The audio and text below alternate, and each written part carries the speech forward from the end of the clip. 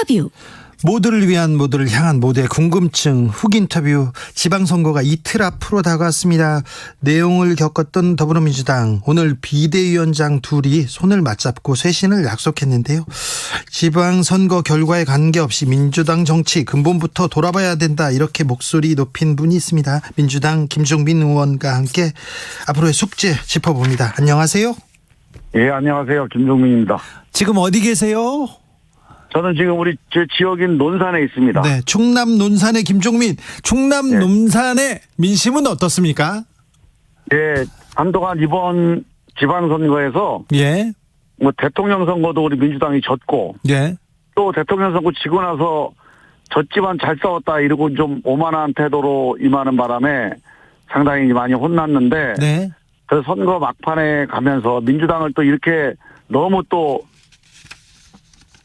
내몰게 되면 네, 또 이제 나라가 또 정치가 네, 너무 어려워지는 거 아니냐, 이런 이제 민심들이 좀 생기면서 네, 막판에 만약에 결집이 이루어지는 게 좀 피부로 느껴집니다. 네, 보통 이게 현장에서 이제 거리 유세를 하다 보면 네, 차량들의 반응이 네. 금방 이게 표가 나는데요. 확실히 이제 막판에 가면서 민주당에 대해서 다시 한번 잘해봐라고 격려하는 그런 민심들이 올라오고 있습니다. 네. 충남 논산, 충청도에 윤석열 네. 바람이 있긴 있습니까? 아니, 그거는 아니고요. 아닙니까? 네, 윤석열 바람은 아니고, 네. 여기는 있으면 양승조 바람이 있죠. 아, 그렇습니까? 네, 네. 알겠습니다. 네. 네. 오늘 민주당에서 이렇게 비대위 이제 손을 맞잡고 이제 갈등은 없다, 이제 내용도 없다, 이렇게 얘기했는데, 예. 이제 이 부분은 어떻게 봐야 됩니까? 그리고 앞으로는 어떻게 될까요? 일단요. 네. 이게 이제 지방선거 때문에 저희가 제대로 된 반성과 성찰을 못 했는데. 네. 다 거기서 이제 문제가 시작된 거거든요. 그렇죠. 대선 이후에. 예. 그러니까 선거가 끝나면. 네. 무조건 근본적인 반성과 성찰을 통해서. 네. 민주당에 가던 길을 돌아보고 돌이켜야 됩니다. 그렇죠. 그거 안 하면 민주당이 앞으로 저는 그냥 무너질 수도 있다고 봐요. 아주 네. 위기의식을 가지고 이 문제를 대처해야 되는데. 네. 단지 한 가지 차이가 있었다면 선거를 앞두고 있기 때문에 네. 우리 당내에서 분란, 논쟁 이런 것들이 확대가 되면 그거 자체를 피하자는 게 아니라 네. 그게 선거에 나온 후보들한테 엄청나게 큰 영향을 주거든요. 예. 그래서 말을 삼가고 조심했던 것이지, 우리가 반성하자, 성찰하자, 쇄신하자, 여기에 이견은 저는 없다고 봅니다. 아, 예. 그래서 그거는 선거가 끝나면 네. 정말 근본적으로 네. 너나 할 거 없이 누구는 빼고 반성하고 이런 거 정말 안 되고, 네. 우리 모두가 다 네. 책임이 있다, 이런 생각을 가지고 네. 정말 반성해서 네. 이번 민주당에 대한 국민들의 심판을 네. 우리가 정말 반성하고 새롭게 변화되면 이게 전화위복이 될 수 있는 거거든요. 예. 또 선거는 그런 맛에 국민들이 심판도 하는 거 아닙니까? 그렇죠. 그래서 이번 선거 잘했다. 예. 민주당한테 한번 혼냈더니 정말 민주당이 달라져서 윤석열 정부도 좀 불안하잖아요, 지금. 저 불안한 윤석열 정부를 네. 야당이 저렇게 든든하니까 조금 마음이 놓인다. 이런 날을 만들어야죠, 우리 민주당이. 그래요. 그러면 선거 이후에 이제 쇄신, 자성, 이게 반성 경쟁이 좀 치열하겠네요. 저는 근본적인 자세가 필요하다고 보고요. 예. 우리가 지방선거뿐만이 아니라 우리 대통령 선거, 네. 이 과정에서 후보나 우리 당 지도부, 우리 의원들 다 같이 한번 돌아보고 네. 정말 우리한테 뭐가 부족했는지를, 선거 때는 어차피 우리가 으쌰으쌰하고 뭉치는 어떤 맛이 있어요. 그래서 서로 간에 비판하거나 하기 어렵잖아요. 네. 근데 선거가 끝나면 네. 이제 정말로 우리 선거를 떠나서 정말 국민들만 생각하고 우리 국민들의 민심이 뭔지를 다시 한번 돌아보게 되고, 네. 또 민주당 정부 5년도 한번 돌아봐야 됩니다. 네. 이 친문, 이재명, 무슨 386 이런 개파나 아니면 친소관계 다 벗어버리고 정말로 우리 현재 민주당, 그리고 민주당 정부 5년, 심지어는 87년 이후에 30년 동안 이 이른바 우리 586 정치, 이 87 정치, 87 체제, 이 30년에 대해서 근본적으로 한번 돌아봐야 됩니다. 네. 그래서 이번에 정말 우리가 민주당이 정말 한 대 얻어맞았는데 그게 정말 약이 됐다. 네. 그런 소리가 나올 수 있도록 정말 좋은 계기가 되도록 해야 된다. 저는 그렇게 생각합니다. 네. 그럼 이번 선거는 어떻게 되는 겁니까? 이번 선거 끝나면 그렇게 되는데 여러분들께서 민주당이 대선에서 졌는데 자성하고 반성하는 게 부족하다 이렇게 생각하지 않습니까? 그게 이제 참 너무 안타까운데요. 네. 저는 그럼에도 불구하고 네. 사실 저희가 잘해서 선거가 뭐 이긴다, 선방한다 이렇게 말씀드릴 수는 없어요. 예. 근데 그래도 우리 국민들이 현명하시니까 예. 민주당을 또 너무 망가뜨려 놓으면 네. 국가적으로 좀 어렵다. 윤석열 정부가 독주하고 오만할 때 네. 정말 이거 바로잡아줄 수 있는 야당이 좀 있어야 되는 거 아니냐. 예. 그러니까 민주당이 잘해서 보다는 지금 우리 대한민국을 위해서는 그래도 민주당 이 필요하다. 조금 힘을 좀 남겨둬야 된다. 네. 이런 이제 균형 감각이 좀 발휘가 되고 있거든요. 네. 그래서 저는 이제 몇몇 지역에서는 이런 힘 때문에 네. 저희 민주당이 부족했지만 그래도 선전할 수 있을 거다 이런 기대를 가지고 한번 끝까지 최선을 다하고 있습니다. 네. 586 용태론 등 민주당에서 내놓은 쇄신안에 대해서는 어떻게 보십니까? 저는요 이 문제에 대해서 네. 586 용태론이라는 게 사람 나가라 이런 얘기 아닙니까? 네. 근데 이거는 전 별로 의미가 없어요. 사람은 지금까지 대한민국이 전 세계에서 가장 많이 물갈이가 되는 나라입니다. 정치 물갈이가 제일 많이 돼요. 보통 선진국은 선거 때마다 한 20% 정도가 물갈이 되는데요. 네. 우리는 45%, 50%가 물갈이가 됩니다. 지금 사람보다 더 중요한 거는 뭐냐면 네. 도대체 586 정치가 뭐가 문제인지를 토론을 해야 돼요. 예.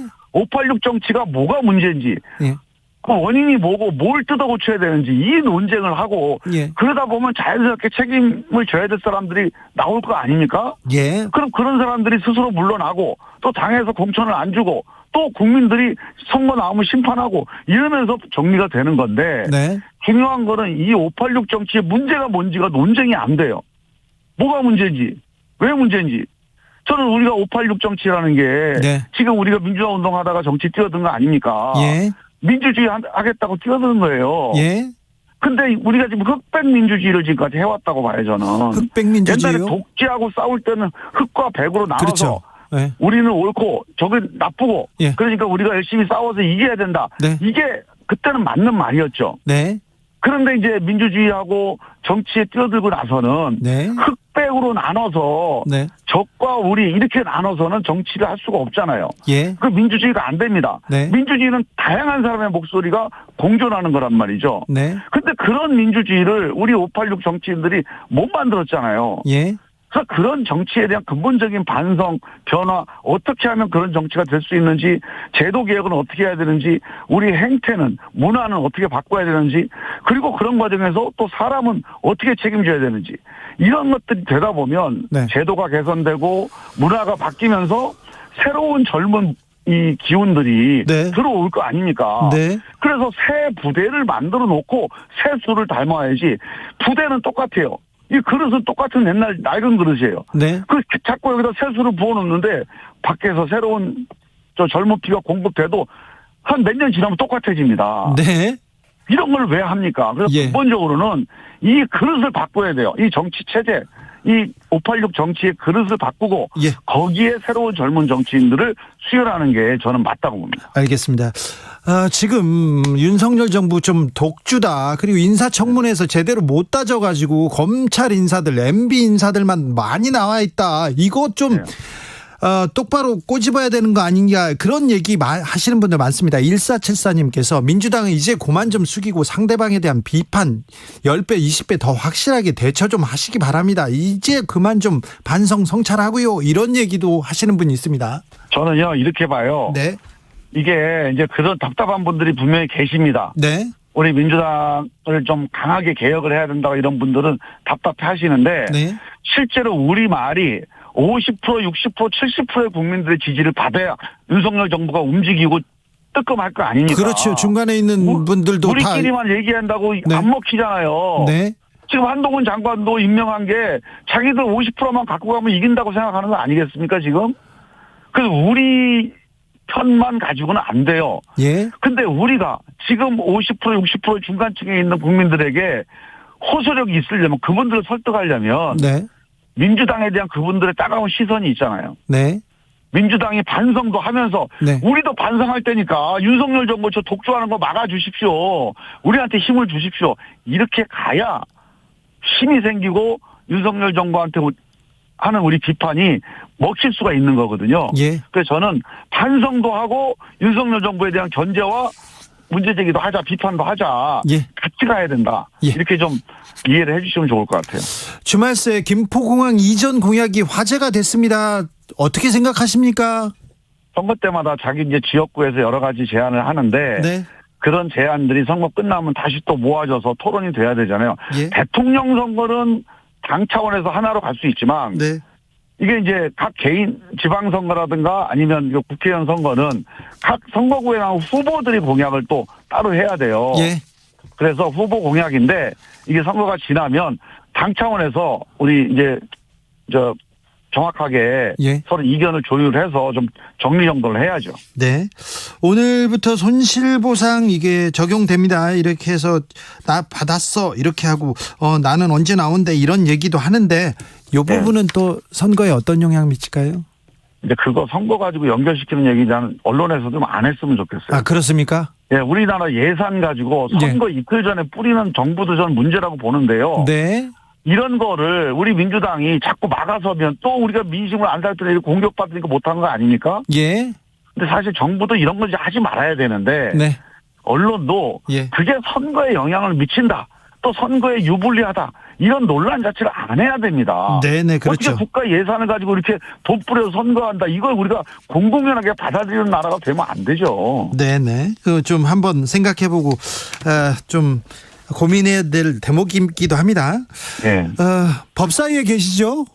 예. 법사위원장. 어제부로 이제 법사위에서 이제 끝났습니다. 법사위가 해산됐어요. 아, 그렇습니까? 그렇죠. 5월 왠지. 29일까지가 법사위 임기입니다. 그래서 법사위원장은 어떻게 된답니까? 모르겠어요. 그 이제 우리가 옛날에 그 서로 간에 협의한 게 있기 때문에 문제인데 저는 옛날부터 일관되게 주장을 하고 있는 게 네. 법사위의 체계작구 심사권이라고 하는 이런 사실상의 거의 위헌적인 기능이거든요, 이게. 그렇죠. 이게 이걸 없애야 됩니다. 이거를. 상임위의 제가 위에 옥상호가 아닙니까? 그러면 상임위라고 하는 국회의 권능을 무력화시키고 있어요, 지금. 근데 이게 법적인 근거도 없습니다. 법에는 체계작구 심사를 하라고 그랬지만 실제로 상임위 법안들을 마음대로 붙잡고 앉아 있거든요. 네. 근데 이거를 허용해주고 있는 거는 관행이에요, 관행. 이 관행을 법으로 뜯어 고쳐야 됩니다. 아니 근데 민주당이 그거 고치겠다고 했잖아요. 아니, 그러니까 고치겠다고 했는데 자꾸 원내대표들이 당선만 되면 여야 간에 협상한다고 그래서 이걸 관철을 못 시키는데 네. 저는 이거는 이번 기회에 정말 정리하고 가야 된다.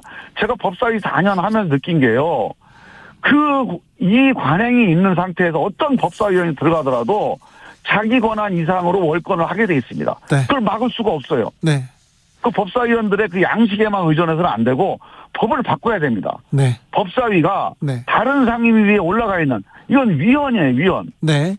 이 관행을 법으로 저는 바꿔야 된다. 알겠습니다. 네. 법을 바꿔야지. 제도가 잘못했네. 제도를 바꿔야지. 이렇게 얘기하는데 또 김영남님께서는 사람이 바뀌어야 되지. 제도가 뭐가 바뀔까요? 제도가 죄가 있는 것도 아닌데 얘기도. 아니요, 제도가 죄가 있습니다. 그렇습니까? 이 제도는 죄가 있는 제도예요. 그래요? 잘못된 제도입니다. 이거. 네. 민주당에서 계속 얘기를 했어요. 그리고 국회에서도 이거 상임위 위에 법사위가 있다. 이거 차고 이거는 뭐 바꾸자 얘기했는데 안 됐어요. 이거는 완전히 식물국회로 가고 동물국회로 가는 원천 아닙니까? 예. 국회가 다수결을 원칙으로 하되 네. 다수당이 다수파가 소수파의 목소리를 존중해서 그런 문화를 만들어 가야 민주주의가 되는 거지. 예. 다수파는 독주할 자유가 있고 소수파는 발목 잡을 자유가 있고 결국은 양쪽 다 아무것도 못하고 이런 국회를 우리가 하고 있어요 지금. 네. 이건 누구에게도 도움이 안 되는 국회입니다. 알겠습니다. 네. 또 언론인 출신이니까 또 이것도 물어볼게요. 언론 특위 활동이 종료됐습니다. 언론중재법은 이제 어떻게 되는 겁니까? 그 이제 본회의에 계류 중인데요. 네. 저는 이제 기본적으로 언론, 그러니까 이 디지털 시대, 인터넷 시대에 포털 뉴스로 대표되는 이 언론 환경의 변화가 엄청나잖아요, 지금. 그렇죠. 그 유튜브를 통해서 또 엄청나게 많은 정보가 쏟아지는데 이 정보에 대해서 국민들이 거의 대부분 지금 다 겁을 먹고 있어요. 이게 거의 이게 이제 막 무기다 이제 이 폭력이 된다. 그렇죠. 가짜 뉴스가 엄청나게 쏟아지고 책임도 안 지고요. 근데 기존 언론사들은 사실 그렇게 좀 덜 할 수도 있습니다. 근데 언론들도 이제 그렇게 전염이 돼가고 있는 거예요. 그 이걸 빨리 막아야 된다. 네. 그래서 저는 기존의 언론중재법을 포함해서 특히 인터넷 포털에서나 유튜브에서의 여러 가지 가짜 뉴스라든가 무책임한 그 정보의 유통, 예. 카톡에도 정말 가짜 뉴스 많이 올라오거든요. 네네. 그 심지어는 지금 우리 제가 선거 유세한다고 그 농협에 갔더니 네. 시골 농협의 조합장님 이래요. 지금 우리 시골에 있는 할아버지께서 어르신께서 아니 농협 창고에 지금 쌀이 안 남아 있다고 그러는데 어떡하냐 걱정을 하신다는 거예요. 왜 그러냐 그랬더니 다 문재인이 다 김정은한테 갖다 바쳐가지고 쌀이 없다고 그러는데 네. 정말 어떻게 되냐고 정말로 걱정하면서 물어보시는 거예요. 예. 이게 그 말이 됩니까 그랬더니 카톡으로 왔다는 겁니다. 그 카톡으로 가짜 뉴스가 계속 이렇게 전해지는데 이거 근데 범죄 행위이기도 이거에 해요. 대한 법률적인 제도적인 대응이 아무것도 없어요 지금. 이거 나라 망하는 겁니다 이거. 그래서 저는 네. 언론도 망해요 이제. 언론도 카톡이나 뭐 종편이든지 이 주진우 라이브도 사실은 좋은 방송인데 이제 사람들이 나중에 보면 유튜브나 주진우 라이브나 다 똑같다 이래 버리는 날이 얼마 안 남았어요 이제. 네네. 다 망하는 겁니다 이제. 그래서 이거 빨리 제도 대책 세워서 네. 그런 거 없도록 네. 만들어야 네. 그나마 언론을 지킬 수가 있다. 알겠습니다. 네. 선거 끝나고 또 할 일이 많네요. 예. 그때 또 모시겠습니다. 예. 네. 지금까지 김종민 더불어민주당 의원이었습니다. 감사합니다. 정치 피로, 사건 사고로 인한